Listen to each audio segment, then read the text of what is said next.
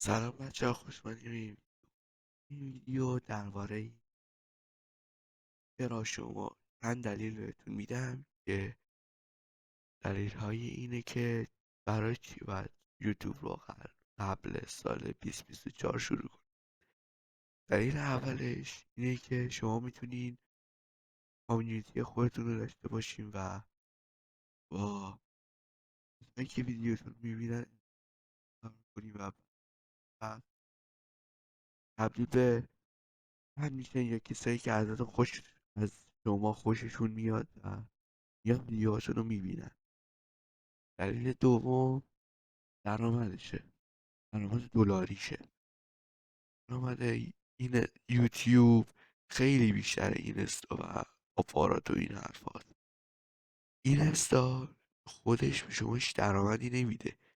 شما برای اینکه درآمدی داشته باشین باید با اسپانسر بگیرین یا تبلیغ بکنین که وقت هویتتون خراب میشه به خاطر اینکه شاید کلاهبردار باشه یا اسکمر باشه طرف.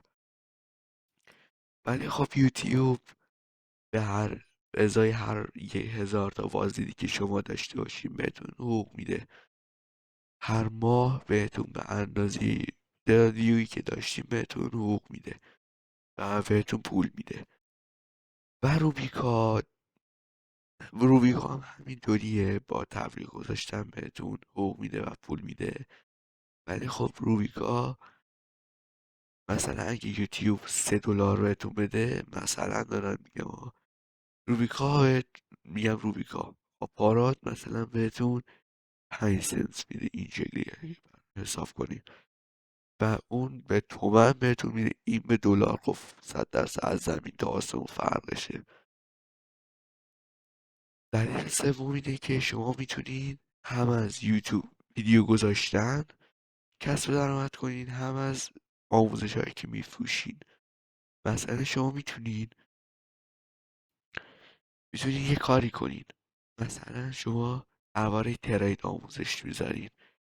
میتونین آقا مثلا بگین آموزش ما میفروشیم مثلا پک وی آی پی، مثلا ما میفروشیم مثلا $100 آموزش ترید کردن. شما اینجوری هم از طریق ویدیو گذاشتن درآمد داری، هم از طریق فروختن پکیجتون. اینجوری درآمدتون 2 برابر میشه در اصل.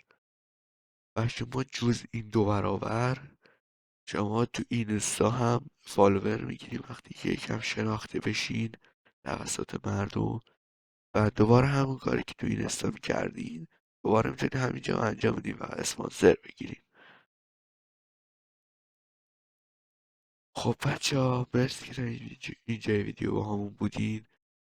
اگه از این سبک ویدیو خوشتون میاد حتما چنل ما رو سابسکرایب کنین و ویدیو رو لایک کنین. تا ویدیو بعدی، خدا نگهدار.